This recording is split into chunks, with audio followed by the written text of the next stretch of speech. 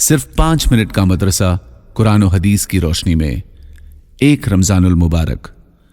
Number 1، اسلامی تاریخ۔ حضرت آدم علیہ السلام۔ حضرت آدم علیہ السلام وہ پہلے انسان ہیں جن سے دنیا میں بسنے والے انسانوں کی ابتدا ہوئی ہے۔ اللہ تعالیٰ نے ان کا مادہ تیار کرنے سے پہلے فرشتوں سے فرمایا، عنقریب میں مٹی سے ایک مخلوق پیدا کرنے والا ہوں جسے زمین میں ہماری خلافت کا شرف حاصل ہوگا۔ چنانچہ حضرت آدم علیہ السلام کا خمیر مٹی سے گوندا گیا، پھر اللہ تعالیٰ نے اس میں روح پھونک دی تو اسی وقت وہ زندہ انسان بن گئے۔ فرشتوں کو انہیں سجدہ کرنے کا حکم دیا تو تمام فرشتے اللہ تعالیٰ کے حکم کی اطاعت کرتے ہوئے سجدے میں گر گئے، مگر شیطان نے اپنی بڑائی اور تکبر کی وجہ سے سجدے سے انکار کر دیا اور کہنے لگا، میں اس سے بہتر ہوں کیونکہ آپ نے مجھے آگ سے پیدا کیا اور آدم کو مٹی سے پیدا کیا ہے۔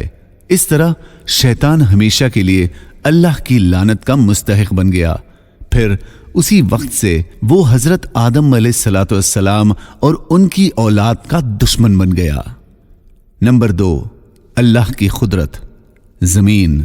اللہ تعالیٰ فرماتا ہے، ہم نے زمین کو فرش بنایا اور ہم کیسے اچھے بچھانے والے ہیں۔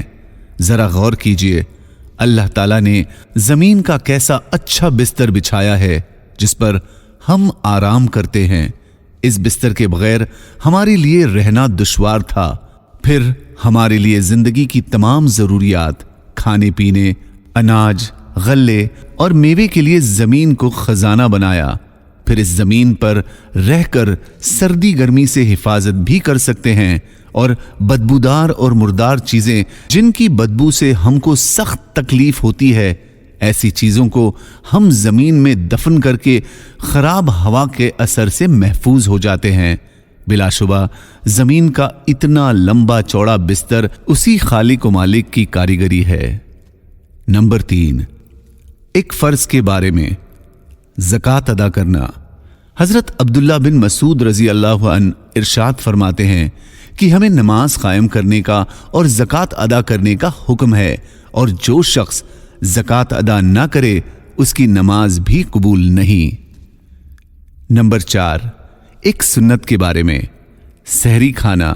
ایک صحابی رضی اللہ عنہ فرماتے ہیں کہ میں آپ صلی اللہ علیہ وسلم کی خدمت میں آیا تو دیکھا کہ آپ صلی اللہ علیہ وسلم سحری کھا رہے تھے۔ مجھے دیکھ کر آپ صلی اللہ علیہ وسلم نے فرمایا، یہ برکت کی چیز ہے، اللہ نے اس سے تم کو نوازا ہے، اس لیے تم اس کو کبھی نہ چھوڑنا۔ نمبر 5، ایک اہم عمل کی فضیلت، غلطی معاف کرنے کا بدلہ۔ رسول اللہ صلی اللہ علیہ وسلم نے فرمایا، قیامت کے دن ایک پکارنے والا پکارے گا کہ کہاں ہیں وہ لوگ جو لوگوں کی غلطیاں معاف کر دیا کرتے تھے؟ وہ اپنے پروردگار کے پاس آئیں اور اپنا انعام لے جائیں، کیونکہ ہر وہ مسلمان جس کی لوگوں کو معاف کرنے کی عادت تھی اس بات کا حقدار ہے کہ اللہ تعالیٰ اس کو جنت میں داخل فرمائے۔ نمبر 6، ایک گناہ کے بارے میں، زکوٰۃ ادا نہ کرنا۔ رسول اللہ صلی اللہ علیہ وسلم نے فرمایا، جس شخص کے پاس مال ہو اور وہ اس کی زکوٰۃ ادا نہ کرتا ہو تو وہ مال کل قیامت کے دن ایک ایسا سانپ بنا دیا جائے گا جو گنجا ہوگا اور اس کی آنکھوں پر 2 کالے نقطے ہوں گے۔ پھر وہ سانپ اس کو قیامت کے دن اپنے جبڑے سے پکڑ کر کہے گا کہ میں ہی تیرا مال ہوں، میں ہی تیرا خزانہ ہوں۔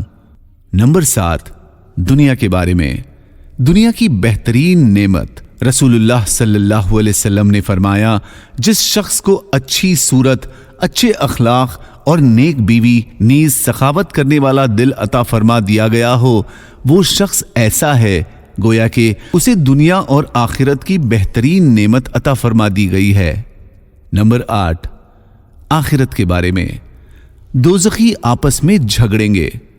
قرآن میں اللہ تعالیٰ فرماتے ہیں، اور اس وقت کا دھیان رکھو جب یہ دوزخی لوگ دوزخ میں ایک دوسرے سے جھگڑ رہے ہوں گے، چنانچہ جو دنیا میں کمزور تھے وہ ان لوگوں سے کہیں گے جو بڑے بنے ہوئے تھے، ہم تو تمہارے پیچھے چلنے والے لوگ تھے، تو کیا تم آگ کا کچھ حصہ ہمارے بدلے خود لے لو گے؟